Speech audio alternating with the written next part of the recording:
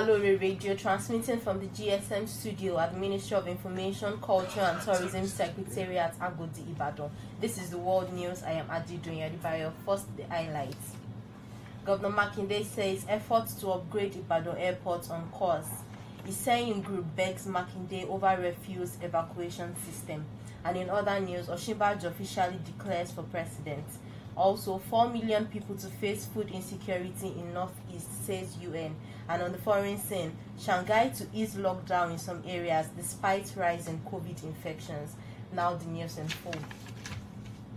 Oyo State Governor Seyi Makinde has declared that the efforts of his administration to upgrade the Ibadan Airport to international standards have remained on course. A statement by the Chief Press Secretary to the Governor, Taiwo Adisa, indicated that the Governor, who was represented by his Chief of Staff, Honorable Segun Ogunyi, stated this at the weekend during the retirement ceremony held in honor of the outgoing airport manager, Ogenetega Eyenuru. He added that his government considers the airport as key and central to his vision to expand the state economy, stating that the government will continue to partner with critical individuals. Ogunyi, who on behalf of the governor described her as a friend of Oyo State, lauded her for everything she has done for the facility and the state. While presenting the retiring airport manager with a Toyota Hilux on behalf of the governor, he assured the gathering that the state will continue to partner with the retiring director. In the meantime, socio-cultural group of Iseyin descent, Ebedi frontliners, Iseyin has written a save our soul SOS letter to Oyo State government and the chairman of Iseyin local government, Honorable Mufutawa Bilawon, to urgently find the lasting solution to refuse evacuation system in the community.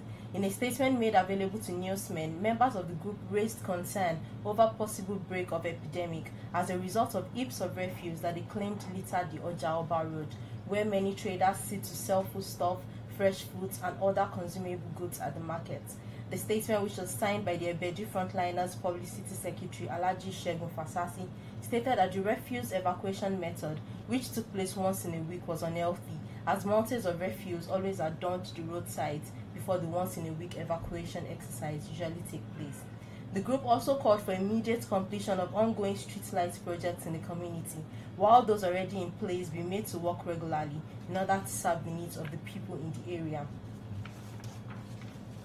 In another development, Nigeria's Vice President Yemi Osinbajo has today officially declared his intention to contest the 2023 presidential election. He made the declaration in a short broadcast shared via his Twitter handle after months of intense speculations. Osinbajo explained that in the past 7 years, he has served the government in several capacities, and at the direction of Mr. President, he has represented the country in sensitive high-level international engagement. Osinbajo will be contesting the APC presidential primary against Bola Tinubu, the Minister of Transportation Rotimi Amechi, Ebonyi State Governor Dave Umahi, and Governor Yahaya Bello of Kogi State.